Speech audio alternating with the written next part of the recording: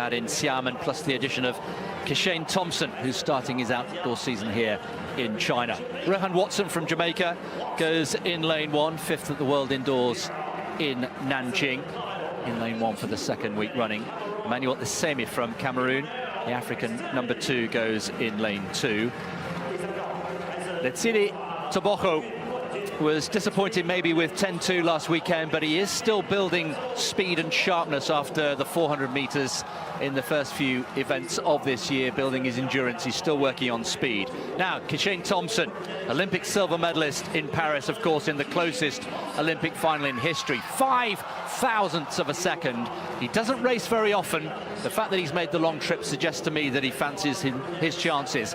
And he'll have to be in form against the man in form, Akani Simbine. 2 out of 2 outdoors so far. Brilliant in Saman last weekend. His acceleration in the final 30 was very impressive. Christian Coleman, the indoor specialist, of course, over 60 meters, got a great start last weekend, but couldn't quite finish it and ended up in 4th place. He's in lane 6. Ferdinand Omanyala, also a great starter, powerful, the reigning African champion. 2nd behind Simbine last weekend. What can he do here in Kachchow? Jeremiah Azu, European world indoor champion, very relaxed, hitting all the right notes at the moment, enjoying his athletics back with his original former coach, Helen James. And Xie Junye gets a great reception from the crowd for China in lane 9, 3 times a 4th placer at the world indoors. But the question is, Kishane Thompson, having made that long journey, what sort of shape is he in? Well, the early signs are good. There he is, right of picture. Ran 6:48 into a headwind outdoors, and then 6:56 indoors over 60 meters. So the omens are good. He's got a fantastic start and a great finish as well. So the big names: Tebogo in 3, Botswana; Kishane Thompson in 4, Simbine in the red, the man in form here in 5, Coleman in 6, Omanyala 7, Azu in lane 8. Men's 100 meters.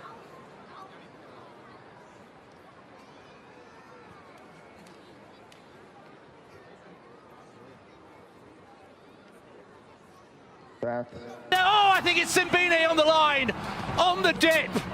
The two share a moment. They both full clear. Thompson was ahead with, what, 5-10 meters to go, just.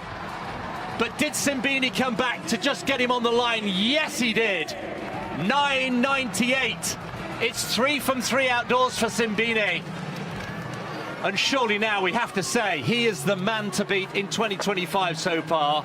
He's put together a brilliant sequence. Thompson, in his first race, stole a march, but was pipped on the line. And Tebogo, with an improved performance from last week. We talked about his sharpness and speed getting better and better. There's the top 3: Simbine, Thompson and Tebogo. Great start from all 3 of those men that ended up in the eventual 3. Tebogo, that was much, much better than we saw in Saman last week. Now, at this point, Thompson, he just tightened up for me. He just forced it ever so slightly. And Simbine just stayed relaxed. Look at the South African here. He is straining, he's working hard, but he's staying very smooth. Whereas for me, Kishane Thompson, he was just trying to muscle it out. And see, look at this front-on picture here. Thompson just rocking and rolling side to side. Simbine almost focusing all that desire straight forward, and he just gets there ahead of Thompson. And Tebogo, for me, it was a bit of a wry smile at some point over that finish line we saw in one of the shots, so just saying, all right, or that's more like it, that felt good. So great to see Tebogo so close to 10 seconds. Yeah, 10-2 becomes 10-0-3. That is improvement. There was no sense of panic from Tebogo in the press conference yesterday. Long season ahead. You'll hear us and the athletes say that time and time again. Let's look at it again, though. This is a high-quality field, no doubt about it. We've got Azu there, second left from picture, who faded a little bit. But Thompson, an absolute class act at this stage. He thinks he's got it, but you're right. He starts to tighten up, and look at how relaxed, relatively, Simbine is. And just on the dip there. The men's 100 meters at the Diamond League in Kachchow delivered one of the season's most electrifying sprint finales.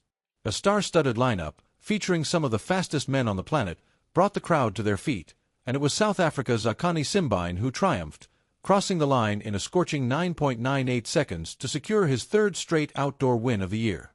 From the opening gun, the stadium buzzed with energy. Many of last week's top performers from Saman returned, joined by a standout debutant, Jamaica's Kishane Thompson. The Olympic silver medalist made his first outdoor appearance of the season in China, signaling that he came ready to compete.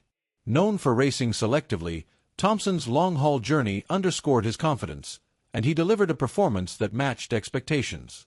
As the race unfolded, Thompson launched explosively off the blocks, dominating the early meters and appearing in control with roughly 10 meters remaining.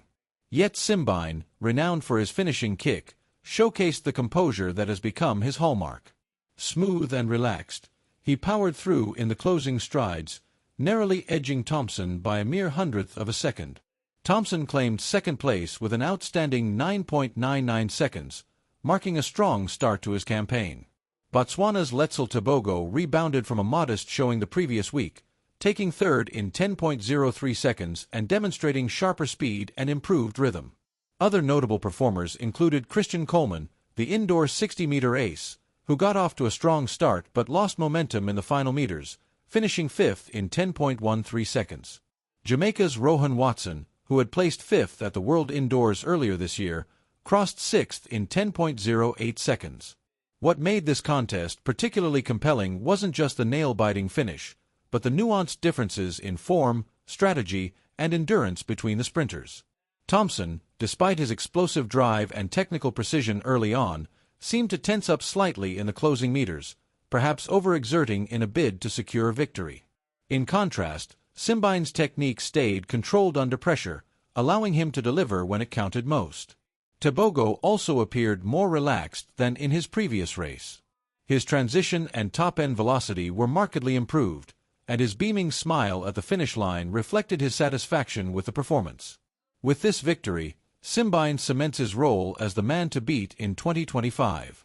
3 wins in 3 outings demonstrate both his consistency and confidence, positioning him as a leading contender for the remainder of the season. Meanwhile, Thompson's debut showed significant promise. If he can maintain his explosive starts and sustain speed through the final meters, he will be a formidable presence in every major final. The rivalry between these sprinters is intensifying, promising fans more thrilling head-to-head battles as the season unfolds.